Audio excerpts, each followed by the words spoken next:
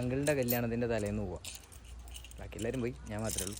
നമുക്കിനി mind set സ്റ്റോറീസിന്റെ പുതിയ വീഡിയോയിലേക്ക്. ഞാൻ വീട്ടിലെത്തിയപ്പോഴേക്കും അച്ഛനൊക്കെ എത്തി ചടങ്ങുകളൊക്കെ തുടങ്ങിയായിരുന്നു കേട്ടോ. പ്രാർത്ഥനാ ചടങ്ങ് തുടങ്ങിയതും ഞാൻ പിള്ളേർ സെറ്റിൻ്റെ കൂടെ പുറകെ തന്നെ അങ്ങ് കൂടി കേട്ടോ. ചടങ്ങുകൾ തീർന്നത് നമ്മുടെ മെയിൻ പരിപാടിയായ മധുരം വെപ്പിലേക്ക് അങ്ങ് പോയി കേട്ടോ. അളിയനും പെങ്ങളും ചേർന്ന് എല്ലാവരുടെയും സമ്മതത്തോടു കൂടി തന്നെ മധുരം വെക്കൽ ചടങ്ങ് അങ്ങനെ തുടങ്ങി വെച്ചു കേട്ടോ. അളിയനും പെങ്ങളും ചേർന്ന് അങ്ങനെ കട്ട് ചെയ്ത് കേക്കും കൊടുത്ത് എന്റെ സമയമായപ്പോൾ ഞാനും കൊടുത്ത് ചടങ്ങുകൾ അങ്ങനെ തീർത്തു കേട്ടോ. പിന്നെ നേരെ പോയത് നാളത്തേക്ക് വേണ്ട കെട്ടുതലി സെറ്റ് ചെയ്യാനായിരുന്നു. അത് പെങ്ങന്മാരെല്ലാവരും കൂടെ ചേർന്ന് നല്ല ഗംഭീരമായി തന്നെ സെറ്റ് ചെയ്തെടുത്തു. എല്ലാ ചടങ്ങുകളും അങ്ങനെ തീർത്ത് കല്യാണ വീട്ടിലെ മെയിനായ ഡാൻസ് പരിപാടിയിലേക്ക് അങ്ങനെ പോയി.